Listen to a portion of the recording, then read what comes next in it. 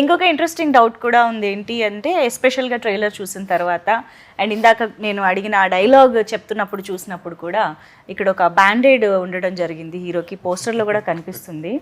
So అంటే రీసెంట్గానే CM గారికి కూడా ఒక అటాక్ జరగడం మనం చూసాము రాయితోటి. సో అంటే మీరు ఆ షార్ట్ ఈ ఇన్సిడెంట్ జరిగిన తర్వాత ఏమైనా తీసారా లేకపోతే ముందే చేయడం జరిగిందా? ఏమన్నా రియల్ ఇన్సిడెంట్కి హీరోకి రైట్ ఐ పైన ఉంటుంది, ఓ అక్కడ సీఎం గారు లెఫ్ట్ ఐ పైన ఉంటుంది, అది తేడా.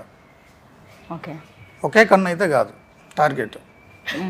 ఇంకొకటి ఏంటంటే మీరు టీజర్ చూశారు కదా, అవును టీజర్లో కూడా హీరో గారికి కంటి మీద దెబ్బ ఉంటుంది. ఓకే అంటే సీఎం గారికి అటాక్ జరగడానికి ముందే షూట్ అయింది.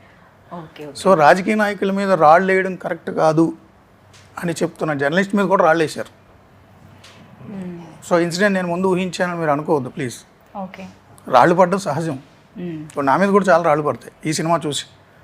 ప్రిపేర్డ్. ఓకే అంటే డైరెక్ట్ గుల్కరాళ్ళు కాదు, ఏవైనా మాటలైనా అవ్వచ్చు. ఓకే, సో కాస్త రిలాక్స్డ్గా మనం మాట్లాడుకుందాం కాసేపు.